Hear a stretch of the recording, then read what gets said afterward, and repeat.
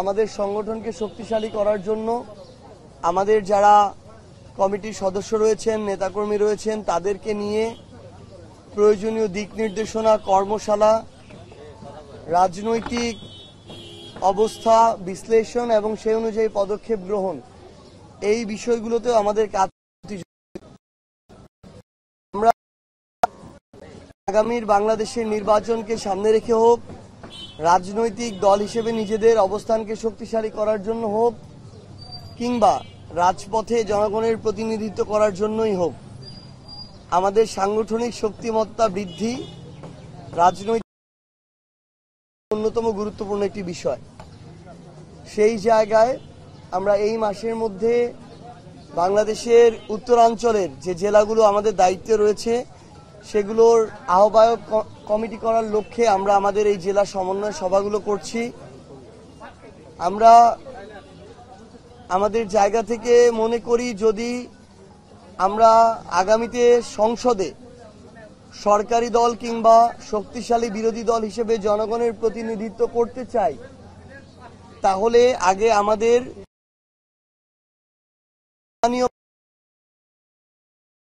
সাংগঠনিক কাঠামো লাগবে।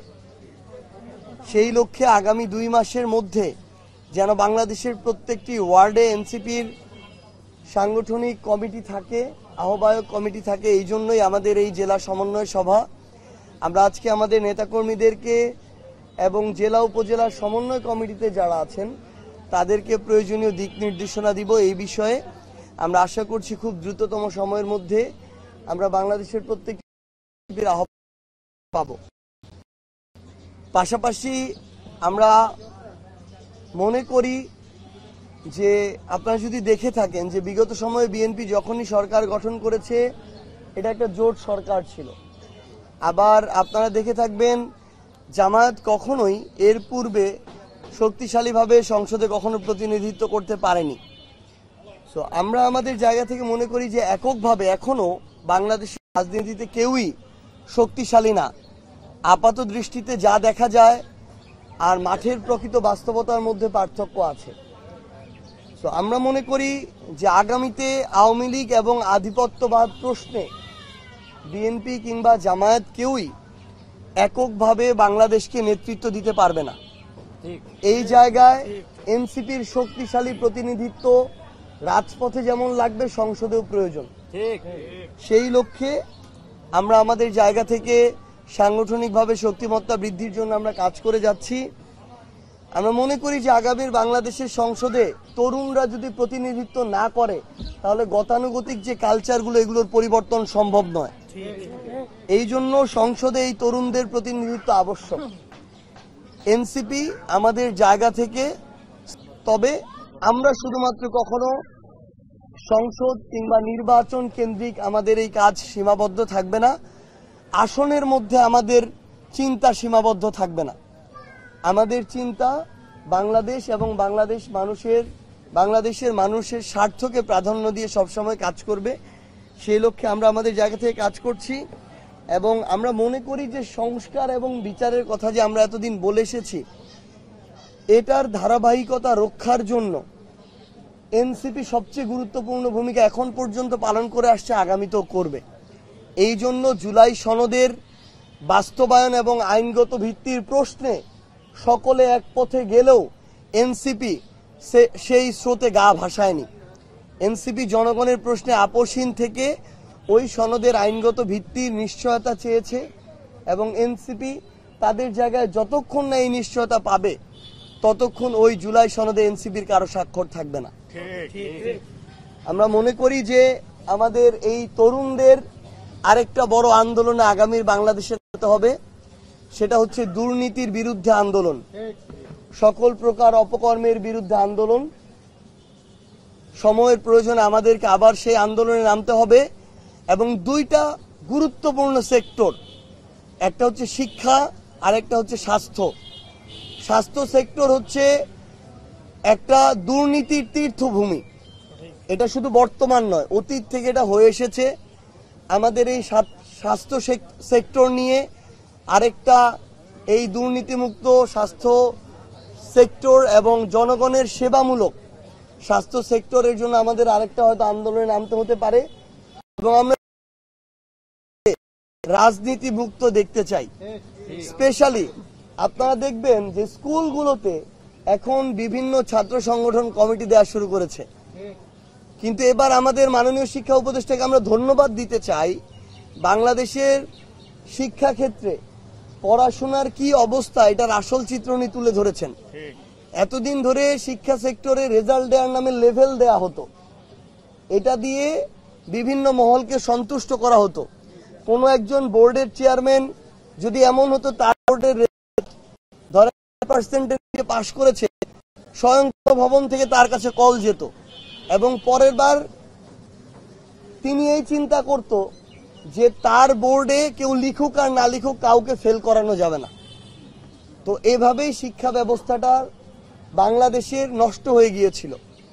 আমরা চাই যে আমরা সামগ্রিকভাবে এনসিপি আমরা এই লড়াইটা করব, স্বাস্থ্য এবং শিক্ষা সেক্টরটাকে সামনে রেখে বাকি সকল সেক্টরকে সমতার ভিত্তিতে প্রায়োরিটি দিয়ে আমরা আমাদের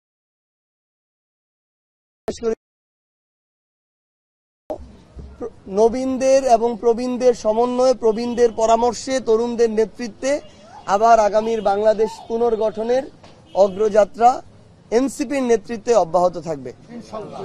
সবাইকে অনেক ধন্যবাদ। আসসালামু আলাইকুম। কোনো প্রশ্ন থাকলে করতে পারেন, নাহলে শেষ করব।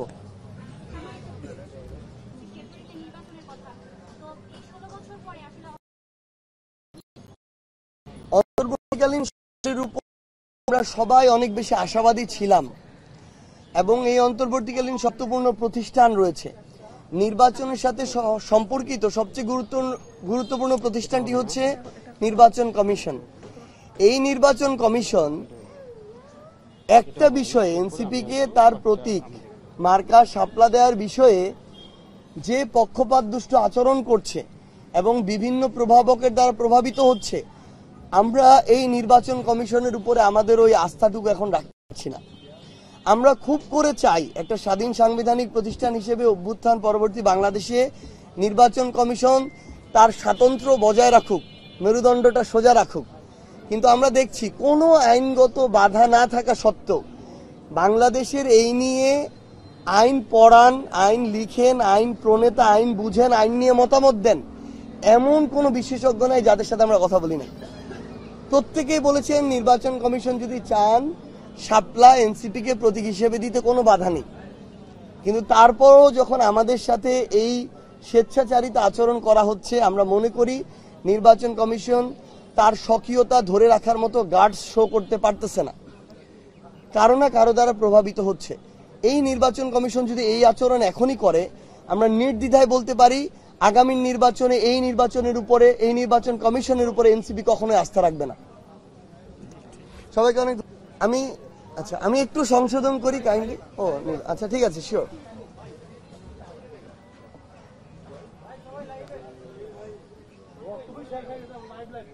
প্রথমে আপনার প্রশ্নটাকে একটু সংশোধন করি।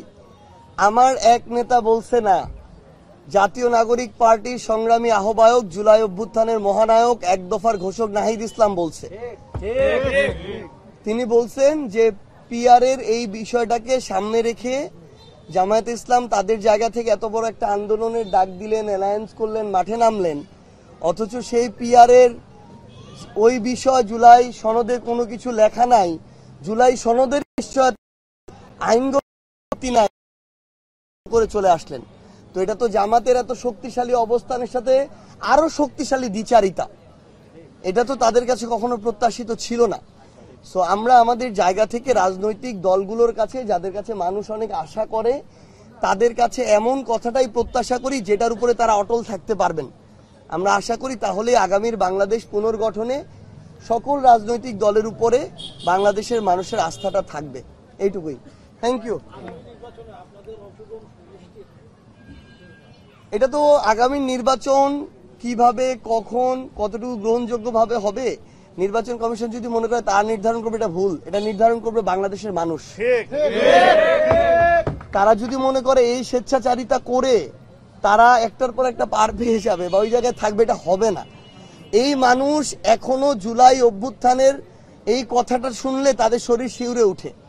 এই মানুষের সামনে কেউ আবার নতুন করে স্বেচ্ছাচারিতা করবে, এটা হবে না।